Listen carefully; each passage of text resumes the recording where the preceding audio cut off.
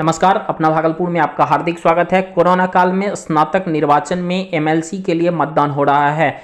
बात अगर कोसी स्नातक निर्वाचन इलाके की करें तो 1,01,362 स्नातक वोटर रहे हैं। मतदान में भागलपुर, पूर्णिया, कटिहार, अररिया, किशनगंज, सहरसा, सुपौल, मधेपुरा, बांका, मुंगेर, लखीसराय, शेखपुरा, जमुई और खगड़िया जिले के स्नातक शामिल हैं। 188 मतदान केंद्र बनाए गए हैं, लेकिन मौजूदा सवाल यह है कि जिस गुणवत्तापूर्ण शिक्षा व्यवस्था पर वोटिंग हो रही है उसमें बदलाव है या नहीं। क्या कह रहे हैं वोटर, आइए सुनते हैं उनकी जुबानी। ये तो पूरी तरह ध्वस्त हो चुकी है। उसका रीज़न है हमारी जो प्रशासनिक व्यवस्था है और उनकी जो इच्छाएं हैं शिक्षा के विरुद्ध। आप यहाँ क्यों आए हैं? हम आए हैं कि ताकि अच्छे लोगों को सिलेक्शन हो, बदलाव हो और इसका जो है हम लोग प्रभाव जमा। अभी तो शिक्षा के क्षेत्र में जैसे ये चुनाव होती है तो इसमें शिक्षकों के लिए ही होनी चाहिए, शिक्षा के लिए ही होनी चाहिए काम, लेकिन ऐसा होता नजर नहीं आ रहा। और इस सरकार में शिक्षा चौपट है, गमारों का जमात है शिक्षा, ना विद्यार्थी पढ़ने लायक है ना टीचर पढ़ने। क्या बदलाव होगी इस बार? बदलाव होना ही चाहिए, शिक्षा क्षेत्र में विकास होना ही चाहिए क्योंकि हम लोग शिक्षित हैं, हम लोग शिक्षा की मांग करते हैं। हमारे पास तो और कोई क्या नाम हुआ? नवीन कुमार झा। आज भागलपुर विधानसभा के एनसीपी के उम्मीदवार मोहम्मद आसिफ ने जनसंपर्क अभियान के दौरान बड़ापुरा के दरगाह में महीने के पहले जुमेरात के नवचंडी के शुभ अवसर पर हजरत साहब से दुआ लिए और जनता के बीच अपने मुद्दे की बात रखी। आसिफ अली के अनुसार दौरा के दौरान लोगों का समर्थन प्राप्त हुआ। लोगों में पुराने सरकार के प्रति घोर निराशा है। लोगों को इस बार बदलाव चाहिए और बदलाव के रूप में मोहम्मद आसिफ अली को लोगों का आशीर्वाद जरूर प्राप्त होगा। देखिए एक रिपोर्ट। हमारे यंग नेता यहाँ पर आए और आने के बाद जो है सैयद शाह कबीरुद्दीन अशरफ, अलमारूफ साजिद अशरफ से जो है इन्होंने फैज़ हासिल किया, दुआ हासिल किया और अपने पास जो फिर अपना काम को जो है आगे बढ़ाने के लिए उन्होंने दुआ दिया। और हम लोग जितने भी लोग यहाँ पर वासी हैं बरहपुरा के करीब बरहपुरा कुछ बरारी के हैं, सबको ये चाहते हैं कि जो है यंग नेता कोई आवे और काम करे और अच्छा काम करे। और हम लोगों को देख के ये लगता है कि ये जो है काफ़ी अच्छा काम करेंगे और डेवलप का जो भी काम करने का जो इन्होंने पीढ़ा उठाया है, इनके बोली विचार से ये लगता है कि पहले कोई ऐसा नेता जो है यहाँ पर इस तरह का भाषण या कोई अपना विचार प्रकट नहीं। प्रोग्राम था यहाँ पे, हमारा यहाँ पे प्रोग्राम ये था कि हजरत के पास हम लोग आए, यहाँ पर हजरत से दुआ हासिल की और हजरत से जो भी था सारा से डिस्कशन किए। और यहाँ पर बरपुरा के जितने भी लोग हैं, यहाँ पर आसपास के जितने भी निवासी हैं, उनका यही कहना है कि लास्ट 5 ईयर से कोई चेंजिंग नहीं आया है, ना ही कोई वर्क हुआ है। तो उन लोगों का यही कहना है कि इस बार जो है नया युवा को लाया जाए और विकास के लिए काम किया जाए। और मेरी पूरी कोशिश भी यही है कि इस बार जो अगर हमारी जीत हासिल होती है तो पूरा विकास पे हम लोग का फोकस होगा। किन किन मुद्दों को लेकर के आप इनके? हम लोग का मुद्दा यही है कि सबसे पहले तो एजुकेशन को लेकर और बेरोज़गारी को लेकर और यहाँ पर जितने भी तमाम जैसे कि यहाँ पे रोड वगैरह देख हालत बहुत बुरा है, वो सब चीज़ को लेकर हम लोग को यहाँ पर पूरा वर्क करना है।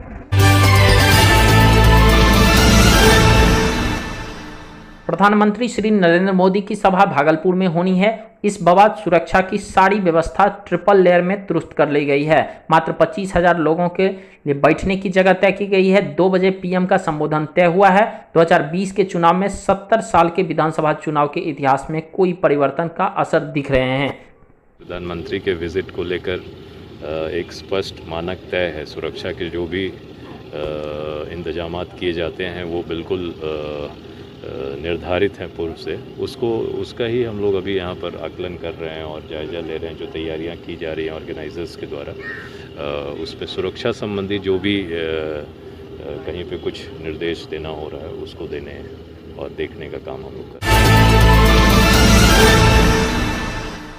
गोपालपुर विधानसभा क्षेत्र के राष्ट्रीय जनजन पार्टी के उम्मीदवार संजीव कुमार उर्फ झाबोदा आज सैदपुर ग्राम में अपना जनसंपर्क अभियान चलाया। बता दें कि कोरोना के निर्देशों का पालन करते हुए संजीव कुमार भीड़ न लगाते हुए तथा सामाजिक दूरी का पालन करते हुए आज घर घर जाकर जनसंपर्क अभियान चलाया।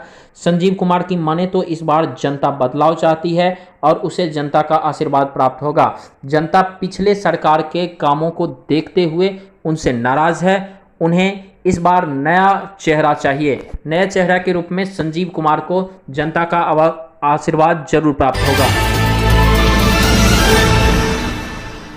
भागलपुर के सुल्तानगंज घोड़घट ओवरब्रिज क्रैक होने से जिला प्रशासन ने रास्ते को किया सील। भागलपुर सुल्तानगंज मुंगेर मार्ग के घोड़घट ओवरब्रिज देर रात पाया धंसने से पुल क्रैक हो गया।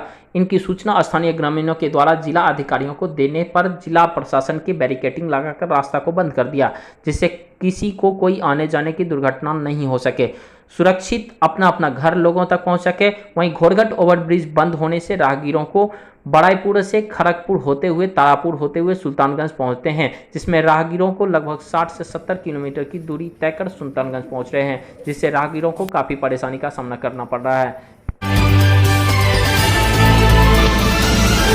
आज नौतनगर विधानसभा के एनसीपी प्रत्याशी मोहम्मद अकबर अली ने जनसंपर्क अभियान के दौरान चंदेरी, मिर्जापुर, भिट्ठी, इस्माइलपुर, राजपुर, पालनगर और सबौर का दौरा किया। अकबर अली के अनुसार दौरा के दौरान लोगों का समर्थन प्राप्त हुआ। लोगों में पुराने सरकार के प्रति घोर निराशा है। लोगों को इस बार बदलाव चाहिए और बदलाव के रूप में अकबर अली को लोगों का आशीर्वाद मिलेगा।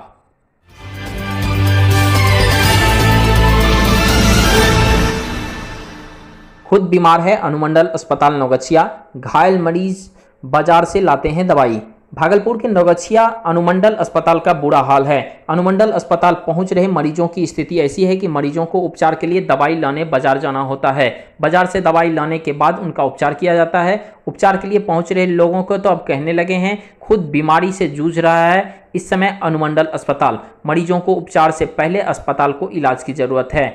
बुधवार दोपहर मारपीट में घायल नरहर निवासी केशव कुमार नौगछिया अनुमंडल अस्पताल पहुंचे। केशव के माथे से ब्लड निकल रहा था। गंभीर रूप से घायल युवक उनके परिजन बार बार उपचार की बात कर रहे थे। परिजनों की गुहार के बाद डॉक्टर विनय कुमार पहुंचे। डॉक्टर साहब ने परिजनों से कहा कि उपचार के लिए टिटवेट सूजी लगेगा, दुकान से खरीद कर लाइए, जिसके बाद परिजनों ने हंगामा शुरू कर दिया। गंभीर रूप से घायल युवक के परिजनों ने बाजार से जाकर सुई लाया, उसके बाद सुई दिया गया। क्या कहते हैं ड्यूटी पर तैनात डॉक्टर? मामले को लेकर ड्यूटी पर उपस्थित अनुमंडल अस्पताल में कार्यरत विनय कुमार कहते हैं कि युवक के गंभीर रूप से घायल स्थिति में आया था। अस्पताल में टिटवेट का सुई कुछ दवाई उपलब्ध नहीं है। डॉक्टरों का आरोप है कि सही समय पर मैनेजमेंट से दवाई उपलब्ध नहीं हो पाता है, जिससे आए दिन मरीजों को परेशानी का सामना करना पड़ता है। मामले को लेकर मैनेजर राजू प्रधान जिम्मेदारी को कन्नी काटते दिखे। अस्पताल में जो दवाई उपलब्ध नहीं है उनकी सूची तैयार करके मंगवाया जा रहा है। साफ सफाई का अभियान भी अधूरा है। अनुमंडल अस्पताल नौगछिया में साफ सफाई का विशेष ध्यान नहीं रखा जाता है। केंद्र व बिहार सरकार द्वारा जारी कोरोना संक्रमण के बचाव के उपाय का बदतर स्थिति का उदाहरण इस समय अनुमंडल अस्पताल नौगछिया का हाल है। अस्पताल आ रहे मरीजों का न तो थर्मल स्कैनिंग हो रहा है, न ही अस्पतालों को सैनिटाइजर व मास्क की व्यवस्था है। देखिए एक रिपोर्ट। इनको लेटाया गया। हाँ, उसके बाद सुई के लिए क्या बोला गया आपको? सुई के लिए बोला गया टिटनेस का सुई यहाँ नहीं है, बाहर से लाया जाए। मेरा दोस्त लोग सब गए बाहर से लाए सुई सब दिया। दवाई उपलब्ध नहीं है। कब से? हम लगता है कि काफ़ी दिनों से ट्रीटमेंट नहीं है। ड्रेसिंग करने के बाद ट्रीटमेंट बोले नहीं लाने की। तो अस्पताल प्रबंधन को आप इसकी जानकारी दिए हैं सर? सर, पेशेंट जब आते हैं उनको बता दिया जाता है कि आप जाइए बाहर से दवाई लाइए, ऐसा क्यों बोला जाता है? क्या अस्पताल का मैनेजमेंट खराब है? नहीं, इस सब में तो नहीं बता पाएंगे, मगर कुछ दवा ऐसी होती है जो हमारी सेल और बच्ची के जैसे फीवर है, पीसीएम सिरप नहीं रात में उपलब्ध हो पाती है, उसमें बोला जाता है कि एक दवा ले लीजिएगा। ट्रीटमेंट के बारे में अस्पताल प्रबंधन के बारे में जानकारी है, यहाँ पे दवाई है क्या नहीं है? वो पीएससी सप्लाई होता है ट्रीटमेंट, यहाँ सप्लाई नहीं है, मालूम है मुझे। किसी को आपातकाल की स्थिति हो जाए तो उसके लिए क्या करेंगे? बाहर से दवाई मंगवाएंगे आप? नहीं, जो हमारे पास जो ट्रीटमेंट होगा वो तो करेंगे ही। सर नाम क्या नाम हुआ सर आपका? Doctor Vinay Kumar. Thanks for watching this video. Do like, subscribe and share.